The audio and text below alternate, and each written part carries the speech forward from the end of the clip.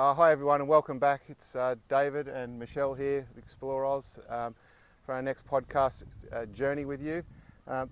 Today we're wanting to go through some of our vehicles and what we've had and how long we've had them for and why we made that choice and where we're up to now. And it's interesting because way back in the beginning of time, before I even had any sort of half interest that we were going to do what we've become doing, it was the mid 90s was my first foray into a four-wheel drive, and it was a little white Suzuki Vitara manual, a little super duper light thing, and it got taken around Goulburn and Mittagong and a few places doing a little bit of four-wheel driving. And now that I look back on the experiences that I had back then, and I actually didn't really have half a clue what I was really doing, it was interesting how light that little car was and how capable it actually was because of its weight, but you just can't carry much with it. But yeah, so we started back then, but we obviously got a bit more serious, and was it later in the late 90s, 96, 97 time frame, we made the decision to go and do some travelling around Australia, and we're trying to work out what vehicle to buy, and we really had no clue other than the Suzuki Vitara's experience. That had been a few years because I'd sold out of that and didn't even have it, so it wasn't like a continuous purchase. And then we got to the point where, with the health and the other bits, that we decided we were going to go away, and what sort of a vehicle were we going to buy. I don't even think when we started that, did we start that whole thing with the purchase decision to go for years, or we didn't actually know at that stage when we bought the Troopy? I do remember the whole discussion being planning a long-term touring trip, never to come back to Sydney, to sell up, so we knew all of that. And so we really needed something that was going to be a touring vehicle. We knew it was going to be we were going to live in it. That's what I kind of remember. It was just hard because... And then was it because of the lady from work that told us about the Toyota Land Cruiser Club of Sydney? Yeah. Basically, the Michelle, where Michelle was working at the time, there was a few people that were involved in the Toyota Land Cruiser Club, and I think one of Michelle's friends, a work associate, we're obviously talking about what vehicle to buy and trips and travelling, and they kind of steered us into the Troopy path because of its reliability and suitability for the task that we were having, and it had a big internal space. We didn't actually know what Troopy what Troopy to look for, but I was just reading through the weekend paper at home one day and saw a Troopy for sale up near where we lived in Bayswater in Sydney. And Bayswater? Wasn't it Bayswater? Bayview. Bayswater's in WA. Bayview. It's been too long. And a bloke was selling a converted Troopy. So it was previously a Brits or Hertz. It was one of those two at the time. He'd bought it off one of those when it was finished. He'd used it for some period of time. He was selling it. We were interested in buying it. So it had a camper conversion, the standard Brits, Apollo, whatever all those brands were. It was the Barbie bus. It was the Barbie bus, yeah. Had a kitchen sink and a pop-top roof. And so we actually invested in that. And, that was our first full-size four-wheel drive, our first sort of soiree into what we were going to use for our trips and travelling around. And so technically, standard Toyota Land Cruiser 75 series, 1HZ engine, not turbo, nothing fancy. Manual, of course. Diesel, of course, it was 1HZ. No fancy diff locks, no fancy anything. It just had a camper conversion. It did have some suspension upgrades, which we upgraded again after we learnt what all of that really meant. It was a good car, and we did all that driver. We did all the driver training. So after we bought it, we wanted to understand what we were going to do and how we could use the thing. So, being that we bought a Toyota on recommendation from people that were at Michelle's work that were in the Toyota Land Cruiser Club of New South Wales, it kind of made it reasonably easy or logical for us to join the Toyota Land Cruiser Club in Sydney at the time. And we went through all their training, and it was fantastic. The things that we learnt in one weekend on that club four-wheel drive thing. I don't think I've still been able to take the car and do things that we did that day. I remember the what do they call it? Reversing up that hill. Up the rock. Reversing up a rock and perching at the top and then trying to come back down. There was a whole heap of stuff like that. It was really stall starts, and it was really quite technical. So the best part it was eye-opening. We didn't really have much of any experience at the time, but but with, it taught with you their how guidance to trust and all your that low sort of range stuff. and all Yeah, that. and we did all this great river crossings and some great stuff with the club, and that worked out quite well. And so, you know, when we got ourselves a bit closer to moving and going on the trip, I decided that I wasn't really happy with all the internal fit out of the camper conversion that was in the pop top. So, me being me, I basically ripped it all out and put it all back together and rebuilt it again. Really, it was just the age of the cabinetry. It was just all getting a bit old, and the door latches weren't working, and some other bits and pieces needed attending to. But me being me, I tore it all out and built a whole new inside fit out, basically replicating exactly what I had, but just modernising it, making it new, and so it was good.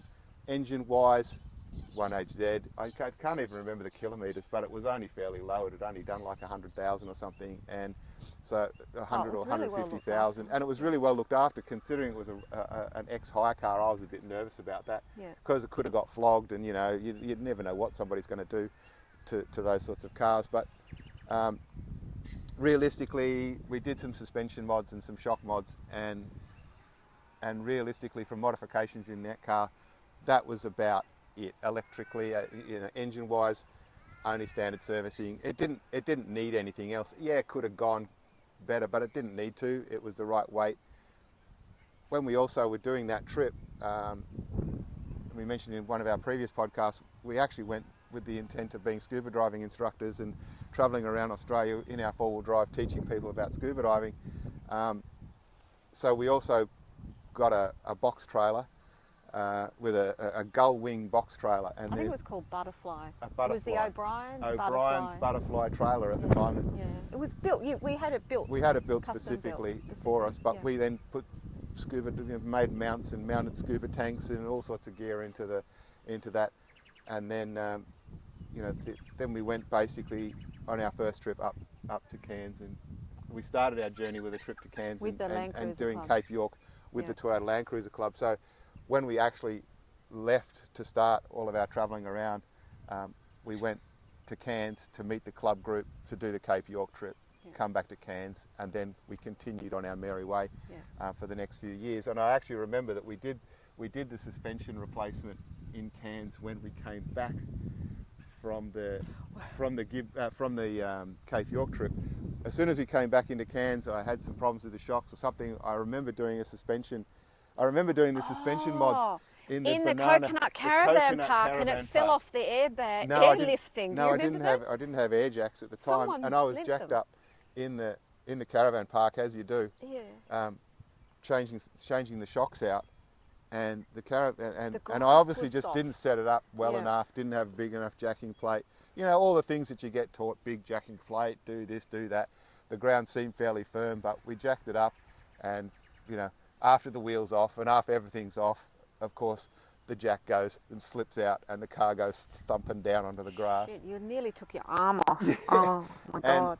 And so there we also had an exercise in what recovery gear you need to take when you go away, because I couldn't actually get the car back up on the jack because it was too low on that side to actually start lifting it again. And so the complexity came about what on earth we were going to do, and someone came along and said, "Oh, I've got an airbag, an exhaust inflation airbag." We hadn't seen these things, because we hadn't seen one of those before, so we'll give that a go. And so we blew the thing up. It's like a big balloon, and you put it up underneath the body of the vehicle. Airbag. So we were able to lift it up and get that going again. And so that was that suspension job. And you know, during our years of using that car mechanically, one of the things that I've learnt over the years is that I do tend to service everything myself. I think I'm more fussy, and I always get disappointed when I go and get something serviced, or someone looks at something and you get it back and it's not right. And that there's nothing more annoying to me than that. And we've had those experiences with all our cars going for factory or non-factory servicing and all that stuff. So I think, you know, for those of us that are, if you really want to be really serious about this game, you really need to understand your vehicle. So understanding your vehicle and how it works and what makes it tick and what you need to be capable of, depending on your situation. We travel a fair bit on our own. So I'm much more happy and much more confident to know everything about my car that I can know. Obviously there's some things that are going to break that you can't fix on your own out in the middle of nowhere, but for everything else I want to make sure that I'm fairly comfortable and confident. So we do tend to do everything. And so in servicing the Troopy on our first trips, I remember packing wheel bearings at Lake Nallen it was, I think. I've got a picture of you doing it there. Yeah. And that was way back in the days, so we'd be just driving along and the wheel bearings would get hot in the trailer, so I'd have to do a wheel bearing change. The split rims is what I remember. Yeah, on well, the split rims at Jarvis Bay was I tried to take a finger off at Jarvis Bay doing a split ring change. So and split rims, I still see so many vehicles using them today, and I still remember them, and it's actually not that horrible a wheel, except that they don't look very pretty. They're not nice and shiny and all this wonderful stuff, but from a serviceability point of view and a self-maintenance point of view, it's a hell of a lot easier to swap a tyre on a split rim than on a standard rim. And I know because I've done enough of those, of both types. Yeah. Well, when we were at Marble Bar, there was a guy doing split rim changes in the caravan park right next to us. He had a Troopy. Yeah. Oh, do you want me to explain how to do a split rim change? Yeah. Oh my God! Well, the difference of what a split rim is, like. All right, well, a split rim, just very quickly, I don't have one in front of me, so those that are watching still can't see it. Those that are listening, you've probably got even less idea. But a split rim is basically, if you haven't seen one, there's basically it's the steel rim, and then the tyre goes on, and then there's like an outer rim that gets placed on the outside edge and leave it into place around the tyre so that it's kind of locks it in. So you basically, to get it off, you sort of, it's like a big O-ring, a big circlip, a monstrous one, and you basically unpry it with pry bars and it pops off, and then you can effectively take the tyre off, put the tyre back on, re-put the piece of metal back in and blow it up, and Bob's your uncle, off you go. You should be right. Oh, so that's right. They're so this means that when you have a flat tyre, I'd forgotten all of this, the whole concept is you're able to remove the tyre from the rim, put a tube in, and fix your flat by fixing the tyre itself. Well, whereas these days, you take the whole rim, and it's heavy, and you've got to carry a second whole wheel replacement is what you do these days, don't you? So that's what it is. So our spares, I remember that, they're all these folded up bits of tyre and tubes under the seat, rather than, because we didn't have a dual wheel carrier, we had a single wheel carrier. That's right. And we didn't carry a second ring on a roof rack or anything. We hadn't, but we also hadn't learned that lesson to have the trailer have the same rim setup as the vehicle. Oh, really? So we hadn't learned that lesson back then. So we were just in our 20s. Yeah, we were just young and didn't really know. Now we know that all of our trailers, if we have them, have the same rims and tyres as the car, so that we've got multitudes of spares, so things can be swapped around a lot easier.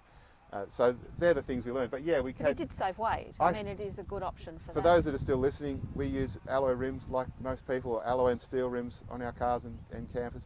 But I still carry tubes. I've got tubes in the car now because I can always put one of those in and fix even fairly significantly large slices in the tyre and rims. Take it off, put its tube in it, tape it, or whatever you've got to do to protect it, piece of plastic, whatever you've got to do to cover a gaping great big hole and put it back together. So tyre tubes is always a good thing to carry, but obviously to get the tyres off non-split rims is a bit painful because they've got to be glued and then... And you don't do that when you're out in the bush. No. And then if you're trying to inflate, we've done a few, but if you're trying to inflate a non-split rim just on an air compressor, you'll have a hard time getting the bead to set unless the tyre is really oversized in the width, because it just won't pop out. So a tubeless tyre, which most of them all are now, it's sealed by being pressed out to the edge. If you can't press it out to the edge, it's really hard to make them seal. So if you put an inner tube in it and blow it up, then that's a heap easier to ensure that you're going to seat the bead and make the thing drivable. At the end of the day, if the situation requires it, you do anything to make the vehicle move to get you from wherever you were to where you've got to go. But you know, the Troopy was a reliable machine. We never did it ever let us down ever, any time? No. I can't recall. All I recall, I mean, we are going back a lot of years now, but we had a lot of tyre issues. But a lot of that, I think, was because of the harshness of those leaf suspensions, and the front end was hard. When we went to the next car with coil front suspensions with the 80 series, I remember as a passenger such a dramatic difference in comfort, and it was like, oh, why didn't we do this before? Hugely different. And then we've never really had tyre issues ever since. Oh. Oops, I know, you shouldn't say that. Why did you say that? Oh, well. Anyway. Yeah, so, you know, the old 75 leaf spring suspension in the rear and all that sort of stuff, we drove that for a few years. We did the bulk of our main trips, the bulk of those pre-ExplorOz trips. We actually hadn't started ExplorOz at this stage. This was 2 years of travelling around. Oh, we've done the Simpson on Desert our own. twice. Oh, yeah, I know. But Cape York, and all the Gulf, and all the Kimberley, the whole, like everything, whole of Australia twice. This was BE, before ExplorOz, yeah. This was back then. So, you know, we did that touring around, and and in a previous podcast, I recall that we mentioned that we sat on the banks of the river in Aminka and made up this business plan and decided to come to Perth. And so we decided to come to Perth, and we still had the troopy and the trailer, and we were able to move some stuff over to here as we popped over. And, you know, within 5 minutes, Michelle was pregnant. And so I had to throw that in, because that was the reason why really the troopy was on a 9-month wicket. We really needed to make sure that we could have a baby in a car, and the troopy was a 2-seat full camper conversion. Full camper conversion. 2-door full camper conversion. It had 2 registered seats. It wasn't even really registered to take 3. So unfortunately, the troopy needed to go back then, and that was 2000. Was that 2000?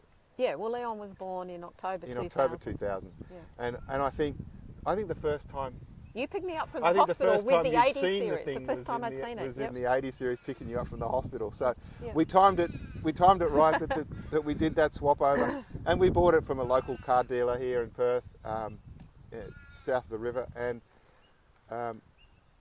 that was all quite good. I think it was second out at the time we bought it. It had, I think, 40,000 Ks on the clock, and we got a decent deal, even though it seemed really expensive to us, being young and having just arrived in Perth, having travelled for 2 years without really having an income, without really having much money. Well, it was only a 3-year-old vehicle at the time, because it was the year 2000, and we bought a 1997 GXL. The 97, yeah, GXL diesel, manual, non-turbo, 1HZ engine, the same thing that I was fairly used to with the 75.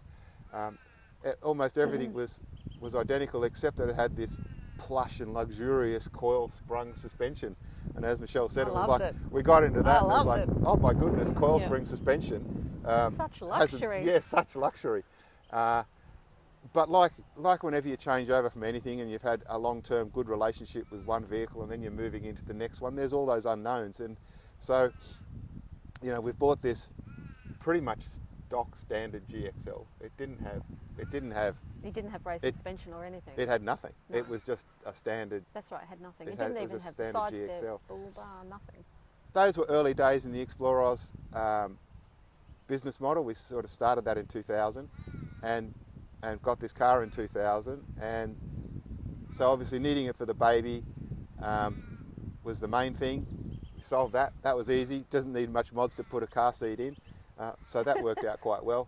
But then came the whole exercise of what we were going to do, and obviously being early on in the business and just setting up ExplorOz, we decided that we would see if, again, early in internet, probably too early for all the people that we started talking to, but we decided that we should see if we could do feature stories on the vehicle setup, so vehicle setup stories, and of all the things that we bought or were supplied, and the deals that we made to try and, you know, get a bit of advertising revenue and or do fittings to the car. But it was also very important to us that we had the right stuff put into the car. We're not competitive four-wheel drivers. We don't need it to climb the biggest hills. We don't need it to go the fastest. you know, it doesn't even have to be the prettiest. It doesn't have to have the fanciest accessories. It's just got to do the job.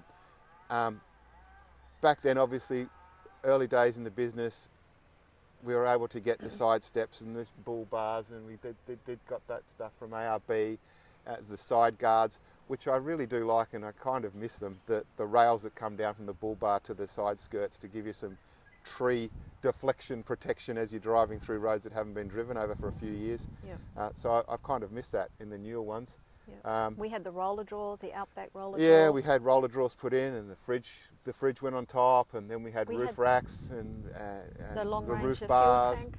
And then I fitted. It became apparent that we were going to do the canning and some of these longer trips, and so fuel tanks and stuff became an issue. So we put in a long range of fuel tank at the time, got that shipped over, and put that in. And then we travelled around. We did the canning. We did a few other trips, mechanically again, servicing it all myself every 6 to 12 months, or whatever oil change schedules and bits and pieces.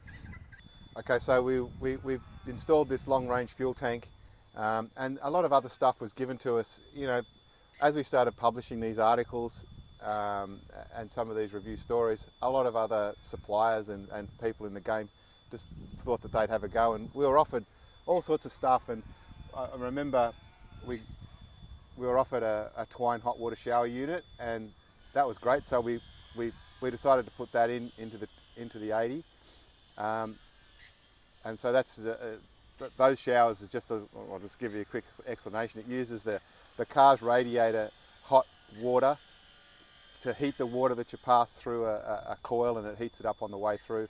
So you can have a hot shower out in the bush with a water pump.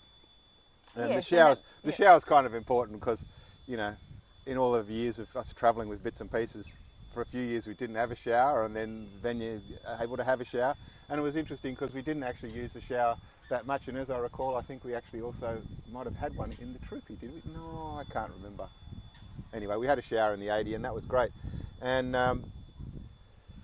you know, so we just kept in those early days of that car, a lot of this equipment came into us fairly early. I did have the bars and rails and steps and stuff fitted at ARB. That was part of the dealing that they wanted to do. Fuel tanks and all the other bits and pieces, again, I like to do it so that I know what I've put in, what I can take out, and what I can adjust if something does happen to go wrong with any of those systems. And you know, we're also learning about batteries and solar power and charging and all of those more complicated issues in making yourself self-sufficient to go out there. And also how to pack the thing. One of the things about converting into the 80, and as I said, we had it when our first child was born, and we only sold it. What year did we sell that car? 2019. Was it 19? Yeah, that's when we got the 200. Yeah, so we had this 80 for 19 years. We had it for 19 years. God, I know, we loved it. We loved it, and we gauged this great appreciation for it. The only thing I hated about it, and it didn't really become as apparent, but we bought a boat. We bought a fairly large boat at one point, and we were wanting to take that on some trips. So one of the things that we really like going up to Ningaloo Station and that whole area of the coast there, but we realised that not a great place to go without a boat. A bit of a sad place to go without a boat. So it wasn't that we wanted to go there that we bought the boat, but we decided that we wanted to buy a boat, and then the complexities of then towing around a fairly significantly heavy boat. It wasn't a small boat, 6.2 metres long, inboard engine, it weighed a fair bit.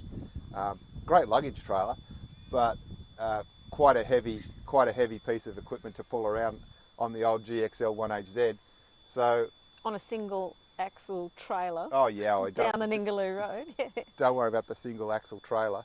And so we were buying this fairly large and reasonably heavy boat, and I think even probably the day that I picked it up, because we bought it from the Mandurah Boat Show, and I was bringing it home, and it became apparent that the old 80s 1HZ was a little bit difficult to tow this boat around the place. Yeah, it was a bit gutless, and you know, towing it up the Great Eastern here up the hills it's like going up into the Blue Mountains over east. It's sort of a hill.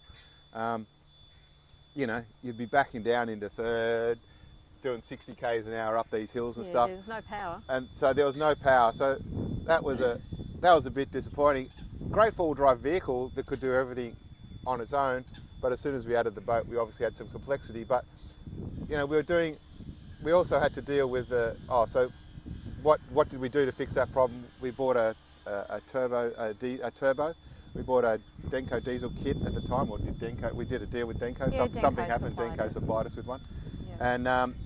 And like most things, came with a new exhaust, new 3-inch exhaust system, new headers, and the turbo, and all the plumbing, drilling holes in sumps to put the oil feeds in and everything. And of course, I did all that as I've already said, trying to do everything on my own, and that worked quite well. I was surprised. I wasn't surprised. It actually worked. We only set the boost up fairly low. I'm just trying to remember the numbers.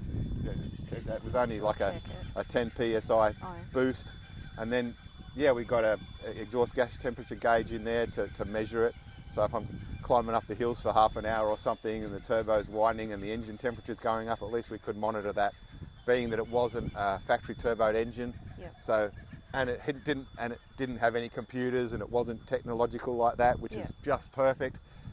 The least, we might all have a computer in our hand, we might carry a computer on the phone, but geez, you don't really want too many computers in the car if you can avoid it, in these sorts of cars anyway, because there's always stories you hear about computers arguing with you being able to start the car. Anyway, so the other thing that we'd learned over the years was how to pack this car, you know, so how we would stack the drawers in the back and how we would use the cargo barrier. We had a half-height cargo barrier and roller drawers. We had an inside water tank that was custom made, stainless steel, that sat above the wheel arch. What, 65 litres? It was about 65 litres or something, and it sat on top of the wheel arch on the right-hand side. And we had next to the two fridge, kids by this where the stage, roller drawers and was. the dog. Yep, we had 2 kids. All in the back seat. We had 2 kids and a dog, and we were touring around all over the place. We were doing a lot more travel than we have in the last few years. Obviously, as the kids got to high school years and school holidays and travelling, it reduced a little bit. Also, business changed a little bit. But, you know, with that car... we travelled a lot when the kids were little. We quickly became very comfortable in that car. And when we were doing more serious four-wheel driving without the boat, you know, we do a trip up the coast every year with the boat.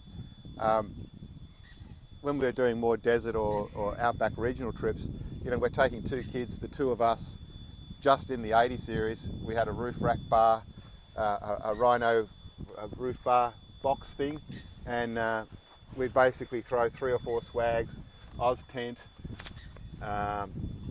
You know, we slept in swags and Oz tent pretty much for that entire period of 18 or 19 years when we had that car. Yep.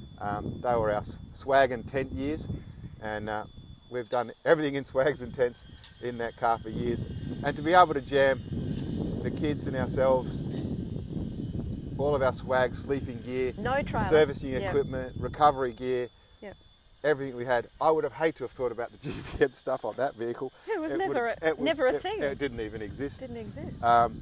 But we had so much, we were able to carry so much and do so much. But, you know, it was hard getting up on the roof every day to take down 2 or 3 swags and Oz tents and stuff. It takes its toll after a period of time, but we happily travelled like that for that whole 20 years. Grew a great love for that 80 series. I still love the 80 series. I'm still disappointed I sold the 80 series. But, you know, we do the things that we do at the time because I didn't need to have 2 four-wheel drives, but from a nostalgic point of view, I love the 80 series. It was such a great car. But, you know, like all good things, or like all things, it comes to an end. One of the things that became more apparent to me and Michelle, obviously, it was getting harder to do all this packing up. I've had a few sporting injuries in the last 10 or 15 years. Your back and your neck. And back problems and stuff. And I'm so short, I can't help you with a single thing. With that roof rack, I think the liability there came that whilst I'm fit and strong and active and can help, I'm just so height challenged that whole concept of having so much on the roof rack was no good. And we had 2 teenage kids, but you know, it's just, they just got too big. The amount of food, and we only wanted 1 Engel fridge. We had the 40 litre fridge. That was it for the 4 of us. And yeah, we had really reached the limits of capacity of what you could carry without a trailer. And the only trailer we wanted to take was the boat. You can't tow another camper trailer behind the boat. We were lucky we had friends to meet up with at Ningaloo, other families. And so one trip we towed their boat and they took their camper trailer with a huge big awning, and we lived together communally there. We've had other family trips that are like that with other families as well. So the kids had most of their upbringing on Ningaloo Beach for 3 or 4 weeks at a time. Yeah. And, you know, our thing was just to get there. And then we had the boat, and so we were then out fishing and using the boat, and it was stacked up with all the firewood and the water to get there. And then when we came home, it was empty, or other than being full of fish again. But that was that era, and then that was it. We eventually realised that it was just too much effort. I remember after one Ningaloo trip, we came home for 2 weeks, we packed off, and then we went to Maralinga. So we dropped the boat off, changed the whole packing again from a coastal trip to a desert trip. And you remember we went off to Maralinga, I think that was 2015, and there was a group of us there. So that was a totally different setup, but that same car, and it was awesome with the kids and all. But again, we were back to the swags and to get onto the roof racks and stuff to get things out, I had a system where I'd stand on the side step, put a foot onto the tyre, I'd open the rear little side quarter window, put my foot on the windowsill, and then I could get up onto the roof rack. Because we didn't have a ladder and all that sort of stuff. So, yeah, look, and then we get older and things get harder, we get lazier. Well, we had a period of time where the high school got in the way. Yeah, so the high school got in the way. We don't like school holiday bookings and then we weren't using the that. boat. So the boat, we ended up selling the boat.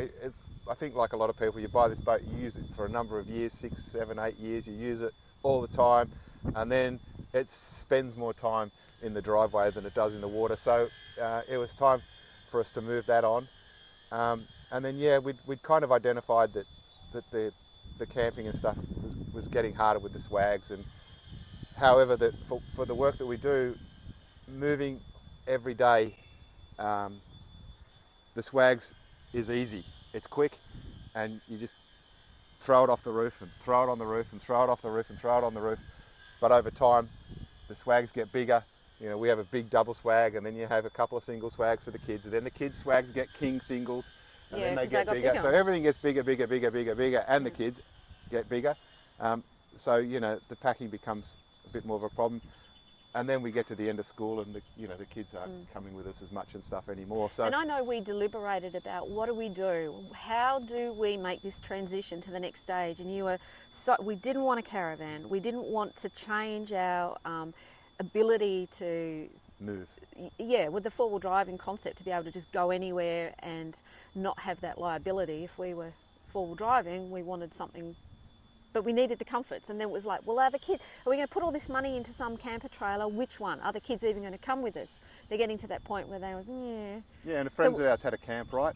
And if you've ever seen one of those, they're made here in WA, and they're a fold-out sort of camper, and they've been quite popular. And we'd spent some time with them, and that kind of worked out quite well. It was probably more catered, which it is quite well catered to actually have a couple of kids, because when you fold it out, there's 2 side bunks and the main bunk, outside kitchen and that sort of stuff, which we weren't sure about. I've just realised it was that trip to Maralinga where my dad brought his ultimate camper trailer, and we saw them travelling it. Correct. That's right. The Maralinga trip that we did, that Michelle was alluding to earlier, we met up with Michelle's parents there, and they had a 200 series and an ultimate camper, and so we got to have a look at their ultimate and follow it a bit, because we did some touring around the Amberdale Highway and areas up around there and through what's the desert there? Is it the Great Victoria Desert? And then it was pretty capable, and it was reasonably capable. And we were watching it and thought, oh, that's a pretty good choice. And then it was about 6 months or a year later or so when the old man decided that he wanted to sell it. It was about 3 years. Was it 3 years later? Yeah, so we had this huge break where you were broken and we didn't have the right setup, and we just said we're not going camping. And the kids ended up doing their own thing. We just did different things. We were really involved in the triathlon for a while there, but you were then broken. It was just, work was happening. We just had a period of time where it was complicated and we didn't have the right gear and we weren't ready to make the next decision until a decision made itself upon us. And Dad sent me an email saying, because Mum had been unwell, they decided their camping and travelling times were over. More limited. They were putting up a touring package of the 200 series and the Ultimate for sale, and he wanted to advertise it on our classifieds on the ExplorOz website, and wanted me to have a look at it and give him a bit of feedback. Was the wording right? Was the pricing right? Was it a good idea? Did I think it would work? And I went, hang on a minute. We might be interested in that. We had a chat and decided that I'd just jump on a plane and fly over to Sydney and drive back a 200 series Land Cruiser and Ultimate, buying it off the father-in-law. So, you know, the best part about that, he bought both of them brand new. Yeah, so it was a 2008 model 200 series. So pre-DPF, pre-KDSS, pre all that new fancy stuff that they put into these cars that I don't want. So from a car point of view, it was missing the features that I wanted, which was great. It was missing the features that it was missing the features that I didn't want, which was great. It was reasonably old, but when we bought it, it had 90,000 Ks on it, and it was already 15 years old or something. Yeah, because we bought it in 2019. Yeah, and it had 96,000 Ks on it. So when I flew to Sydney, it had hardly ever been used. It had been serviced every 6 months at the local Toyota dealer. The current one's our oldest. The current one's the oldest one. That was basically what happened. I jumped on a plane and flew over to Sydney, and the father-in-law and I drove it back. He came with me to show me how to set up the Ultimate. He could use an excuse for camping away with me for a week, and we obviously get on well enough that was capable of being done. And it was a great trip, and I was able to learn about the Ultimate and do some bits and pieces. Not that we were doing much forward driving. We did a few bits, did a camp out at Holland Track and a little bit on our way back through. The Telegraph? No, it was on the Holland Track. It was at the mountain that's just down the road from the Hyden turn-off, and I can't remember exactly what the hill's called, but we camped there. And anyway, so that was a great trip. And so then we were the proud owners of a VDJ 200 twin-turbo V8 diesel Land Cruiser. So we had plenty of power now.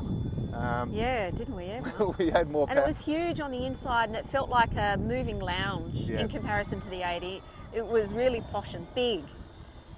And so, again, we also knew the history of the car and the camper, so we were fairly confident that was all going to be good. And the Ultimate camper was then going to give us that potential to be able to do these camps without me having to get on the roof and all that stuffing around. It's going to make it a little bit more comfortable. And, you know, like anything, again, it was another change. So we were changing from the car the 80 series, that was really, really capable, really, really proven, and I knew every inch of that thing. It was also manual, and so the new car was auto. We were a bit concerned. Yeah, it was like, we've always driven manual. How do I drive an auto off-road?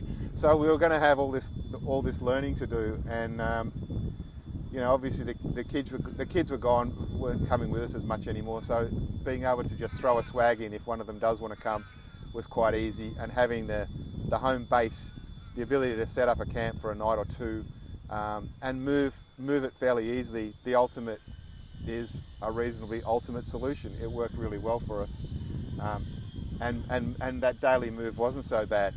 One of the things, you know, and obviously having to learn to set up the 200 a bit differently, and then servicing the 200, that I decided to give the standard regular servicing, you know, send the car into Toyota for the first few services, and I don't even know if I want to remember the story, but the very first one, we bought the 200 and we got it here, and I cracked one of the CV boots on the way over. I don't know how I did it, but one of the CV boots had torn open as we were driving home, and that was out near Baladonia. Dundas, yeah. Somewhere out there, we noticed that all the grease was spewing out inside. Anyway, we still were driving it home. It wasn't the end of the world. The CV boots, no grease, I was going to be replacing it when I got home anyway, because it needed to be replaced because it was buggered. So it didn't really matter that we drove it. We drove another 1,500 k's with it like that, which was no problem, and I'd do it again if I had to. Anyway, so we get the car back, and of course to register it here, you've got to put it through the inspection to transfer it from New South Wales to WA. So it's got to go through a pits test. So they've got to weigh everything. So the camper's got to be weighed, the car's got to be weighed. You've got to have it all certified, do all the checks and all the balances, and get everything done. And I knew I was going to have this procedure done. Thought I'll get the car looked at Toyota, and they can do that, the CV boot, because I'd only just owned it and I hadn't really looked at it, and I had no confidence in what I was going to do. So I thought I'll get them to do that, do the first service, do their 200-point safety inspection or whatever it was. So at least then I know that it should all be sorted. And then when I go for it to be pitted, it should just all be no problem, and it should have all worked, let alone it didn't. So, they'd changed the CV boot, but they'd left all the grease strewn everywhere under the car. And in fact, it was dripping off the car when it went for the pit inspection, and they said it would fail because of the amount of grease that's dripping off this thing and pouring off. They didn't even bother to clean it. They twisted one of the rear brake lines, so they'd taken the caliper off and twisted it and put it back on, so it had a kink in it, and that was a fail as well. So there was like 3 or 4 things that were all part of the safety inspection that I was paying a significant amount of money for by the time the CV boot and a service and all the other bits and pieces.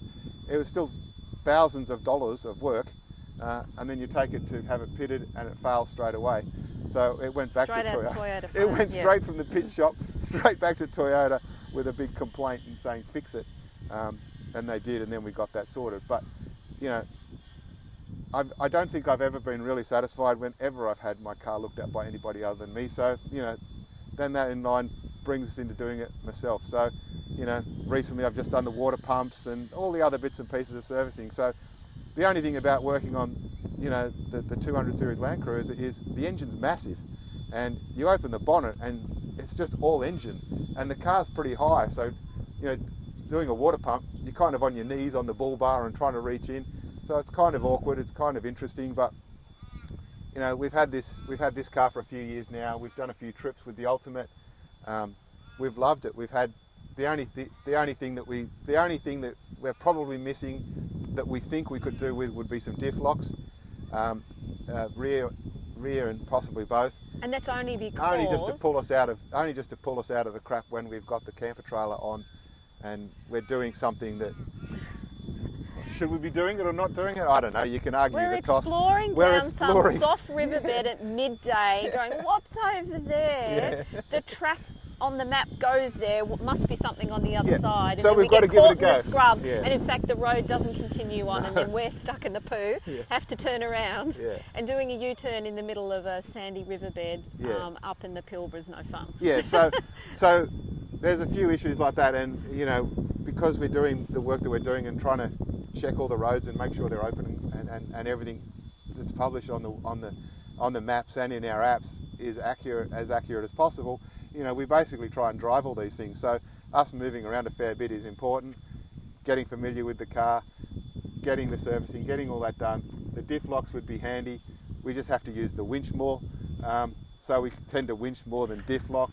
Yeah, that last trip we did was really interesting with this car because we've never had a front-mounted electric winch. So this 200 series came with that, and we've got 2 sets of max tracks. One we carry on top of the camper, one we carry on top of the vehicle. And one of the things we quickly discovered in those situations, in the middle of the day, in the middle of the sand, and getting bogged down a bit and being too slow with no traction, was it was far too slow a process and less efficient to chuck down these max tracks and make very slow progress when we could easily just unwind the winch cable, find the tree on the riverbank on the other side. And most of these riverbanks were dry. I'm talking about completely dead dry. If you've got a long sandy thing to do, the max tracks is going to take you all day unless you can get it up and moving again.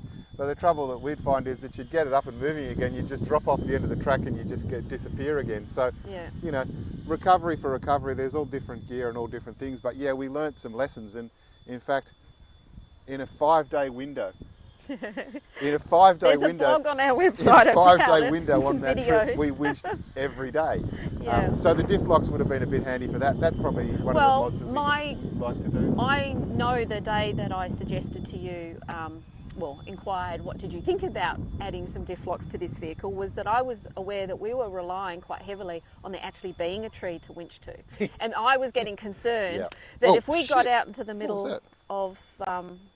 Bird dropped something on me. Oh, we just had a nature intervention It's here. all right. It was only a seed. It wasn't a bird's...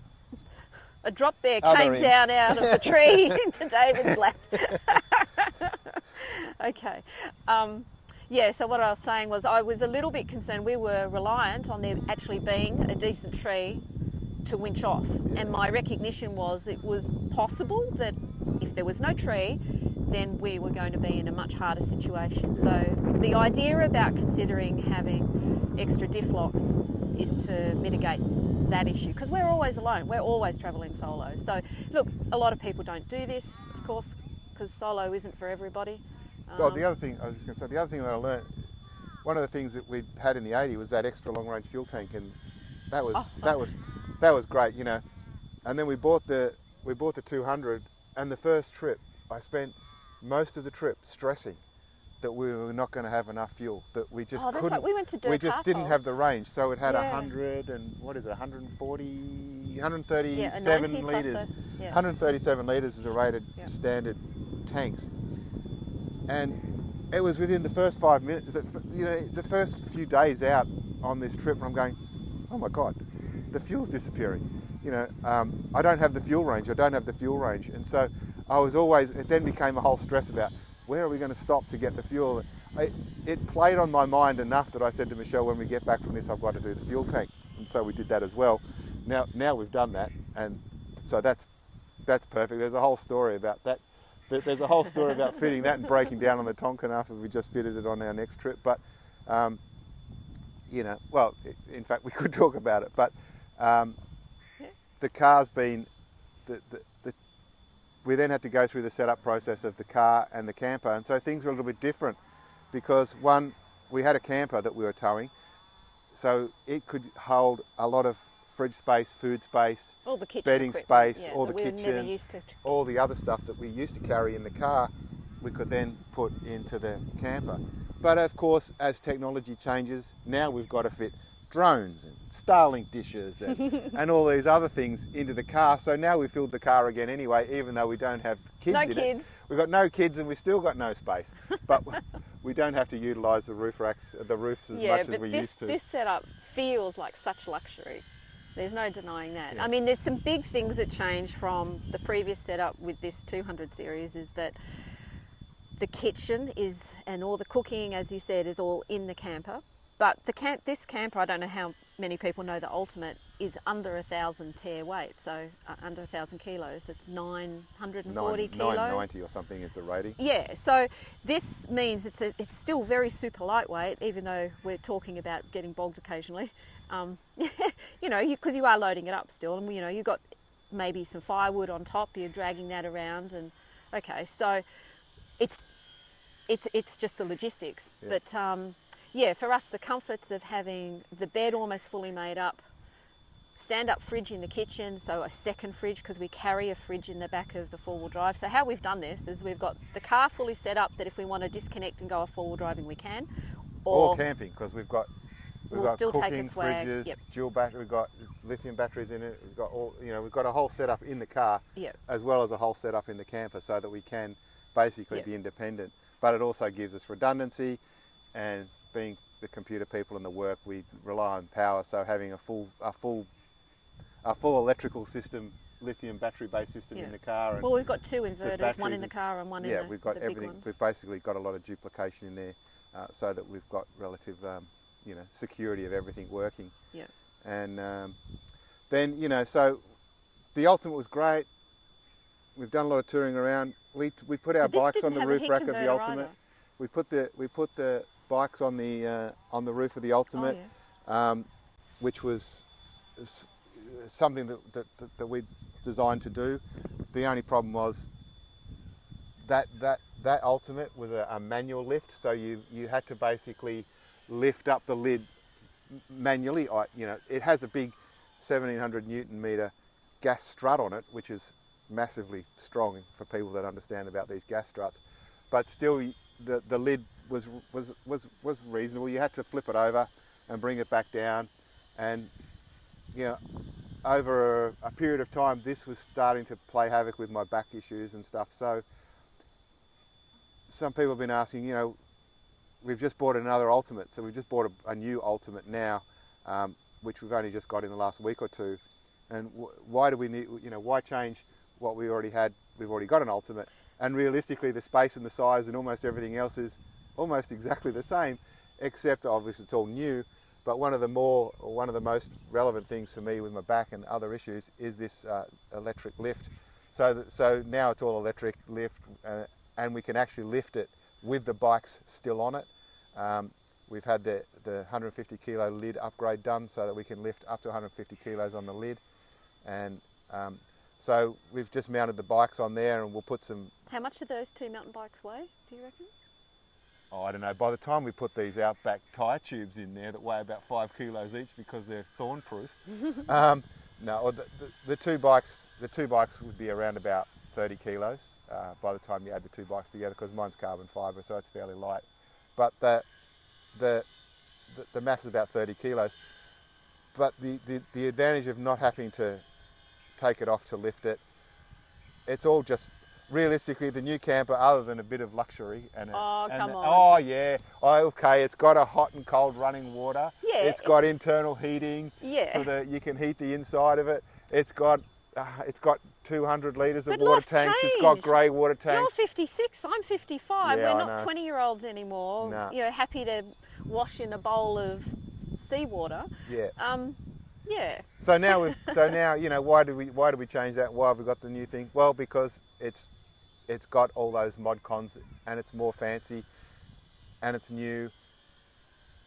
But our plan is to spend much more time in it. So now, with the kids finished school and our business, in the position of our business, we want to do more trips. We want to be out there researching and doing the work. We've spent a bit of time in the last trips to make sure that we can work remotely. We've got the Starlink, we've got all bits and pieces happening. The Starlink's a game changer because of the customer service, of being able to keep up to date regularly with people, because on the last trip, whilst I was keeping up to date and working, there would be a delay of at least 1 week. Sometimes there was 2 to 3 weeks, and then we had issues with the phone. We had dual SIM phones, we had Optus, we had Telstra, but then we chose the Pennytel, the budget phone thing, and I had problems where I just couldn't get the voicemail for a while. So whilst I had phone service, it was the wrong carrier. Yeah. I couldn't get the message, and that put a lot of stress on us. Yeah. And by getting the Starlink, that's taken away the stress of being able to be daily responsive in the business, and that's what But of course we it can uses do more now. space in the car because the antenna's quite big, and then you've got to take poles to mount it on and all the other bits and pieces. So there's always something. there's always pluses and there's always minuses. But so the progression to the new Ultimate is for that. We actually haven't taken it for a trip yet. It's all about to happen. So hopefully we'll get out there and be able to actually use these great toys that we've been spending all our time, years and money putting together. And from a vehicle's point of view, that's about where we're up to today. Obviously, we just had the cars wrapped, and I've just done a load of servicing on the cars, the graphic wraps, and we've just done a lot of servicing on the cars. And we didn't even talk about the other projects like building the Sun's bus camper conversion and all these other things that we've been working on over the last few years. So, whilst these bits have been going on, I've always like tinkered and tonkered with the cars. I've always tinkered and tonkered building camper conversions. I've done 3 or 4 camper conversions now in buses and cars and campers, and working on our own car and looking at the best options for what we take. And whilst our car, it looks really pretty now because it's got a wrap on it, but because it kind of looks all shiny and all new and everything, but it's really scratched underneath it because we use it. Our usage of these cars and stuff is practical. Everything we put into the car, we hope, is practical, and it's only practical for us to be able to go and do this longer term touring on our own or with people if we happen to meet some people, which we haven't travelled with many people for a long time. But we'll find some new friends. Yeah, we'll find some new friends. But you know, whilst we've got all this going and making all these plans and setting everything up, it's important. I believe it's important to keep working on these things and have a very good picture in your head of how everything sits together and how it all works. So, you know, we're here now, ready to go for our trips and travels, and that's the story of realistically how we got here. We could talk, as I say, we could have talked about other bits with all the other conversions and things that we've tonkered with, but I think we might leave the story for Leon's bus of the bus for another story. Yeah, we've got a little bit on the YouTube channel of building Benji. It's been a massive project for the last 12 months and really interesting one. But I've learned more mechanic stuff. I've learned stuff that I didn't know before, so we've got more into welding and got more into lots of other stuff. So yeah. You know, all but life that's what it experiences. is. You can never know enough with this recreation. It's like every vehicle is there for a different stage of your life. You know, we've gone travelling without kids, pre-kids. Then we've had the young kids growing up all through teenage life. Now the kids are off our hands. And so that's why a lot of people go through a lot more vehicles than we do. We have just found vehicles, though, that have really worked for us. And because you've worked on them, you've been comfortable to modify them and service them. We've also spent significant time and investment and resources into making it what it is. I know, you don't just want to flick it off. Because go from... The attachment to that 80 so you go and buy a 300, unique. but I don't think I would. But let's say you went and bought a 300 today, it's going to take you a long time to get your fuel tanks, your suspension changes, your roof racks, your roof bars, your drawer systems, all that stuff. That's what the appeal was when Dad's car was offered. Because it had all Yeah, because it solved our dilemma. This was a big dilemma that you really didn't want to strip out what we had and then have to go through that process. It's exhausting, shopping around and finding all the right bits because they're different sizes. It's like, you know, this rack's a different size, this bar's a different size. It's all right if you've got an unlimited budget and you just say, buy this car and go there and have everything done. But I'm afraid we don't. Well, the other problem is you go there and have all this done and then you take the thing out in the field and something really basic doesn't work properly, and you look at it with your... And that's the problem with the computerised car as well. It's like, if something goes wrong, you're in a lot of trouble. But anyway, that's our cars and our progresses and our vehicles and the setups and why we've done what we've done. And I hope you find that really interesting. And again, make sure you subscribe and we'll catch up with you next time. Pop them on the YouTube channel, maybe ask us questions at the bottom of that, and you know, if you've got any other suggestions for other topics you'd like us to talk about in these podcasts, please contact us and let us know. More than happy. There's tons and tons of opportunity for us to keep chatting away, and we promise there'll be lots more episodes coming. And hope you subscribe and stick with us. We're really enjoying it so far. Thank you so far.